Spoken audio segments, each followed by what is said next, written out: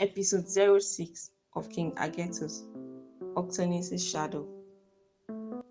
At the shop, Agetus sat perfectly still. He did not make a single sound as passersby entered to offer their condolences to Abrom and Agetus after hearing of Leopod's unfortunate death. Seated on the floor in a corner, Agetus stared into empty space, his eyes fixed yet unfocused, as though the world around him had receded beyond reach. He spoke to no one. Meanwhile, Abram carried on with the shop duties, selling goods, attending to customers, and politely acknowledging each expression of sympathy. His voice remained steady, but he glanced at Agetus often, watchful, without being intrusive. From time to time, Abram would say quietly, "You shouldn't be here, Agetus. You should be mourning your papa at home." It was his careful way of acknowledging that Gandecia had insisted the boy come to the shop instead of staying home. Agetus never responded. Abram knew whose decision it had been, yet he deliberately avoided mentioning Gandecia's name or winning to stir fresh tension in the boy's fragile state. By evening, as the day drew to a close, Abram pushed the empty wooden cart with Agetus towards his home. The road was unusually quiet, and the fading light cast long shadows before them. As they walked, Abram spoke gently, reassuring Agetus that soon he would take him to live with him permanently.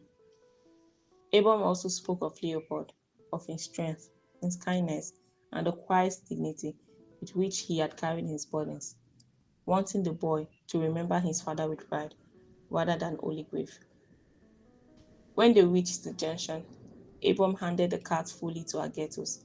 He lingered for a moment, watching as the boy steadied his grip and began pushing along, then finally turned away once he was sure Agetus could manage. The house Agetus returned to had originally belonged to his grandfather, Octonis. Before his death, though not wealthy, Octonis had lived comfortably with his two children, Leopod and Gandecia, after their mother died young, leaving him their sole caregiver. Throughout the village of Ede, Octonis had once been known for his booming voice, easy laughter, and open warmth. Everything changed, however, after Gandecia's unwanted pregnancy.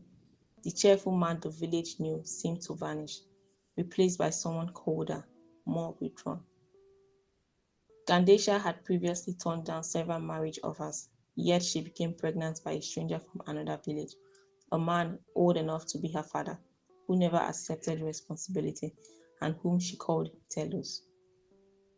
Fully consumed Octonis, he nearly drove Gandecia out of the house, if not for Leopold's intervention. That defense, however, provoked a harsher accusation. Octonis claimed Leopold had encouraged Gandecia to disgrace the family by becoming pregnant out of wedlock. Leopold, hot-headed by nature, almost confronted his father physically over the accusation, but Gandecia's pleading held him back. Even so, Octonis continued to vilify him. From that point onward, the house lost its warmth. Conversations shortened, laughter disappeared, and silence settled heavily over daily life. When Gandecia later gave birth to twins, Octonis remained distant, showing little affection toward his grandchildren. His health declined soon after, as though bitterness had drained his remaining vitality, and before long he passed away. Gandecia carried a quiet guilt afterward, haunted by his harsh words. Whenever he had looked at the twins, Octonis would say, "You smell this family name." Gandecia never argued back.